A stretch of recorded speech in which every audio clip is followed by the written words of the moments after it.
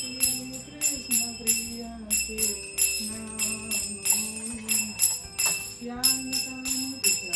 कृष्ण कृष्ण हरे राम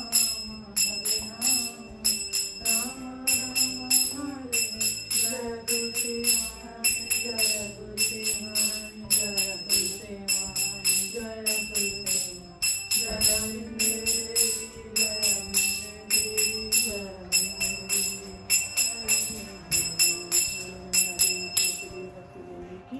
जय हो वृंदावन तुलसी देवी। हरे कृष्णा। आरती हो चुकी है तो आप सभी भी आरती ले लीजिए। और अब चलिए रसोई के कुछ काम हैं उन्हें निपटा लेते हैं। तो सबसे पहले तो हम ठाकुर जी का भोग लगाएंगे, क्योंकि अभी उनका भोग जो सबसे पहले लगता है वो भी लगा नहीं है। और उनको आज फ्रूट में अंगूर भोग लगा रहे हैं, तो अच्छी तरह से इन्हें देखकर छांट कर और फिर भोग लगाएंगे। तो हमेशा ही फ्रूटों को थोड़ा अच्छे से देखकर और फिर हमें उन्हें भोग लगाना चाहिए। और यहाँ पर मैं दूध गर्म करने के लिए रख रही हूँ, क्योंकि दही जमाना है, दही ख़त्म हो गया है इसीलिए। तो ये मटकी को अच्छी तरह से धो लिया है मैंने और अच्छे से सुखा लिया है। कुछ मूंग रखे थे अंकुरित करने के लिए, वो हो गए हैं।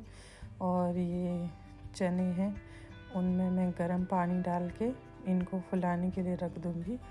तो ये 8-10 घंटे में जल्दी फूल जाते हैं, हम गर्म पानी में रखते हैं तो बस इन्हें रख दिया है। और यहाँ पर दूध गर्म हो गया है, तो दूध को बस दही जमाएंगे दूध से। तो एक बार और मैं इसे अच्छी तरह से साफ़ कर लेती हूँ उस मटकी को, और इसमें बहुत अच्छा दही जमता है। मैं ज़्यादातर इसी के अंदर दही जमाती हूँ। और करीब 90% जितना दूध ठंडा हो चुका है, क्योंकि अभी गर्मी है तो इसलिए इसे आधा ठंडा करने की ज़रूरत नहीं है, फिर जमता ही नहीं है। तो जितना ठंडा करना था उतना मैंने कर लिया है। 90% तक ठंडा हो जाए, बस उतना ही।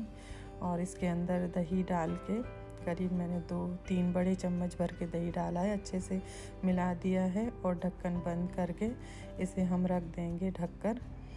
तो देखते हैं, अभी सुबह रख रही हूँ तो रात तक जम जाता है या नहीं, हो सकता है दूसरे दिन सुबह जमे। और यहाँ पर कुछ छोटे मोटे काम थे, यानी कि कुछ दाल वगैरह ख़त्म हो गई थी डब्बों में, तो उन सबको मैं भर रही हूँ। और ये बीच बीच में ख़त्म होते ही रहते हैं। तो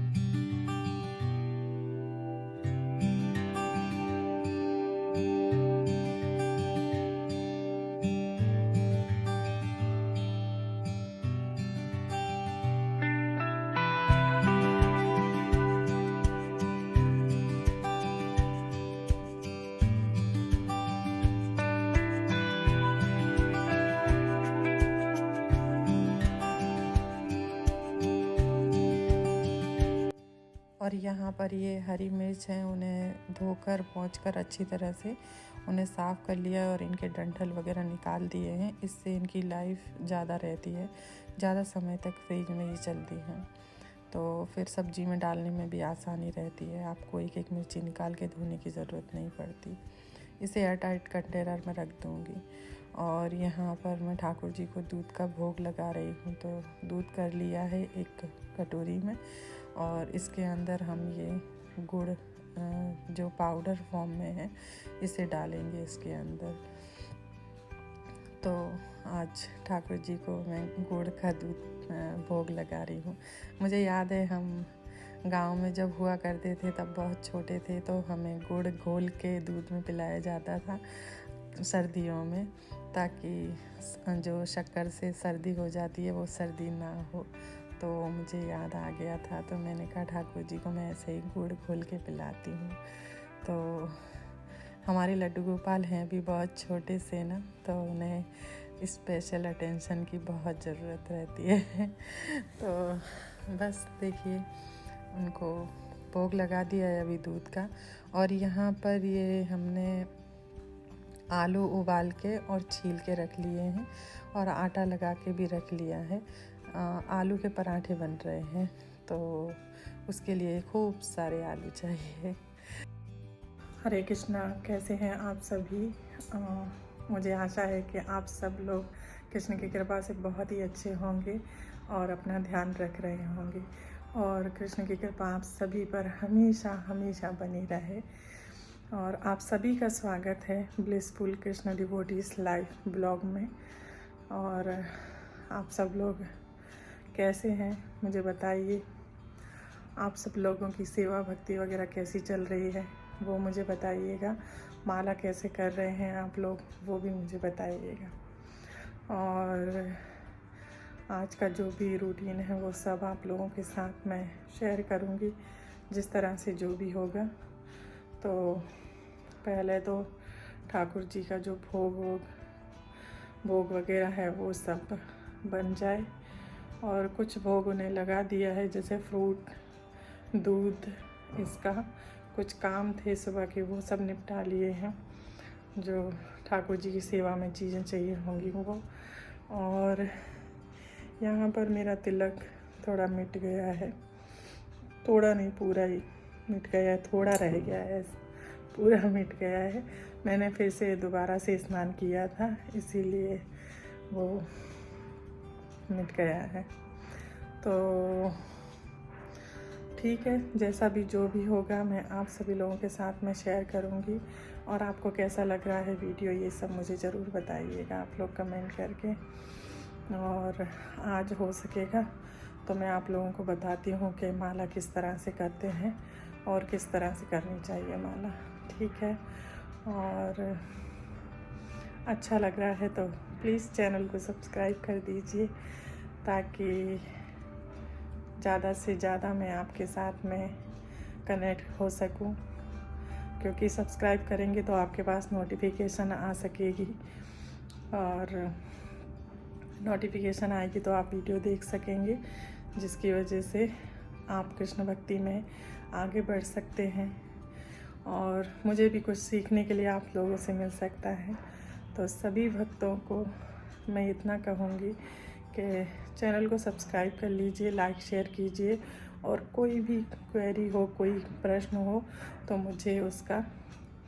मुझसे उसे पूछिएगा, तो मैं ज़रूर उसका उत्तर होगा वो मेरे पास दूंगी, नहीं होगा तो मंदिर में ले जाकर दूंगी। मेरी प्रभु जी वगैरह से बात हो गई है, उन्होंने कहा है कि ये बहुत ही अच्छा है कि आप अपने चैनल के माध्यम से इतने लोगों को कृष्ण भक्ति में लाने का प्रयास कर रहे हैं। तो बिल्कुल हम आपकी पूरी मदद करेंगे, और जितना भी जो भी हो सकेगा हम पूरी मदद करेंगे आपकी। तो हम मंदिर जाकर भी बात करेंगे, ठीक है। हरे कृष्णा। और यहाँ पर आलू के पराठे बनाने की तैयारी शुरू कर रहे हैं। तो आटा वगैरह तो लगा के अभी रख दिया था थोड़ी देर पहले, और बस आलू का जो मसाला है वो बनाना है पराठे के अंदर भरने के लिए। और ये मैंने सूखा धनिया होता है वो लिया है, इससे अच्छी खुशबू आती है, क्योंकि यहाँ पर इस सीज़न में हरा धनिया भी इतना खुशबूदार नहीं मिलता। गांव में हमारे यहाँ तो बहुत ही अच्छा धनिया होता था, घर का, खेतों का होता था, तो उसके अंदर बहुत अच्छी सुगंध आया करती थी। पर यहाँ के धनिए में तो कहाँ ऐसी सुगंध आती है। और ये हरी मिर्ची कुछ काट के डाल देंगे, और ये बिल्कुल भी तीखी नहीं है, क्योंकि ये जो वो छोटी वाली मिर्ची होती है जब शुरू होती हैं उगना, उनमें बीज पकते नहीं हैं, एकदम नरम बीज होते हैं। ये वही हैं, बेबी चिली जिन्हें बोलते हैं वो। तो ये मैंने डाल दी हैं, इसीलिए मैंने थोड़ी ज़्यादा डाली हैं। इनसे अच्छी फ्रेशनेस आती है थोड़ी। हरा धनिया खूब सारा हो और थोड़ी सी मिर्ची हो, पर तीखी नहीं होनी चाहिए। और बारीक काट के हरा धनिया इसके अंदर डाल देंगे। बहुत सारा हरा धनिया होता है आलू के पराठे में सर्दियों के सीज़न में, तो ये बहुत अच्छे बनते हैं। और इसके अंदर अब हींग डाल देंगे और थोड़ा सा काला नमक डालेंगे। आधी से भी कम छोटी चम्मच डाला है मैंने काला नमक इसके अंदर। अपने उसका ध्यान रखिए कि कैसे डालना है, कितना डालना है। सभी के घरों में अलग अलग स्वाद का नमक खाया जाता है। और ये सादा नमक है, ये भी डाल दिया इसके अंदर। और कुछ मसाले डालेंगे, तो ये लाल मिर्ची पाउडर डालेंगे। और ये लाल मिर्च जो है वो सिर्फ सब्जियों को लाल करती है, बाकी तीखी नहीं है, क्योंकि इसके अंदर जो है वो कश्मीरी लाल मिर्च पाउडर है और तीखा तो है ही नहीं बिल्कुल भी। और धनिया पाउडर डाला है और घर का बना हुआ गरम मसाला। हल्दी नहीं डालूँगी मैं इसके अंदर। और ये 1 चम्मच जितनी सौंफ। तो इन सभी चीज़ों को अब हमें अच्छे से मिलाना है। तो मैंने अच्छे से चूड़ियाँ ऊपर कर ली हैं, क्योंकि ये भी किसी जंग से कम नहीं है, क्योंकि मेरी कलाई में दर्द होता है इसीलिए। और इस सर्दियों के जो आलू होते हैं वो थोड़े कड़क होते हैं, वो इतने सॉफ्ट नहीं होते हैं। और ये देखिए मसाला हमारा बातों ही बातों में बन के तैयार भी हो गया है। तो अच्छी तरह से मैंने इसे मिला लिया है और ये हमारा मसाला जो है पराठे बनने के लिए तैयार हो चुका है। फिर आप जैसी लोई चाहे छोटी बड़ी ले सकते हैं। मैं तो बड़े साइज़ के पराठे बनाती हूँ हमेशा से, हमारे यहाँ ऐसे ही बनते थे, तो मुझे भी ऐसी आदत हो गई है। आप छोटे बना सकते हैं, जैसे साइज़ के आपको अच्छे लगते हो वैसे साइज़ के बना सकते हैं। तो पराठे बनाना तो सभी को आते हैं, जिनको नहीं आते हैं मेरे चैनल पर पराठे की रेसिपी भी है, तो आप वहाँ से देख सकते हैं। मैं उसका लिंक डिस्क्रिप्शन में रख दूँगी डिटेल में, अगर देखना है तो। बाकी बहुत आसान है, कोई मुश्किल नहीं है। बस एक रोटी जैसी मोटी सी बेल लेनी है, उसके अंदर जितनी स्टफिंग आती हो उतनी आप रख लो चारों तरफ से, अच्छी तरह से इसे बंद करके और दबा के अच्छे से ऐसे, और फिर इसे हाथों की हथेलियों से अच्छे से दबा लो। और फिर आटा लगा के आपको आराम से इसे बेलन से बेल लेना है। बहुत ताकत नहीं लगानी है, वरना कहीं से भी जैसे फट जाएगा तो वहाँ से ये जो हमने इसके अंदर मसाला भरा है वो निकल जाएगा, मतलब निकलने लगता है। तो धीरे धीरे आप इसको बड़ा कर लो बना के, और ये बहुत आराम से बिल जाते हैं, कोई परेशानी नहीं होती है। और ये देखिए हमारा पराठा बिल के तैयार भी हो गया है। एक तरफ सीख जाए तो दूसरी तरफ पलट लो, और ऐसे ही पलट पलट के हमें इसे सेकना है। और घी लगा ले जितना सही लगता है आपको उस हिसाब से। और तेल में भी सेकते हैं, सरसों के तेल में भी बनते हैं हमारे यहाँ गांव में तो, लेकिन मैं जितना हो सकता है उतना ठाकुर जी के लिए घी में ही बनाने की कोशिश करती हूँ।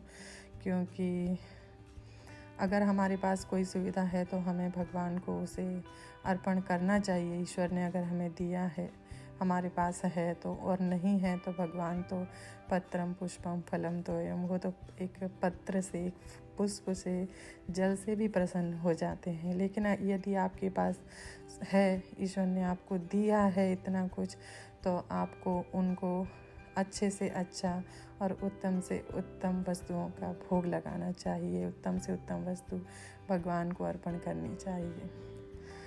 तो बस ये पराठे सिक गए हैं हमारे, देखिए बातों ही बातों में, और अच्छे से गोल्डन ब्राउन हो जाएं, बहुत आराम से ही सिक जाते हैं। और अब हम ठाकुर जी को भोग लगाएंगे।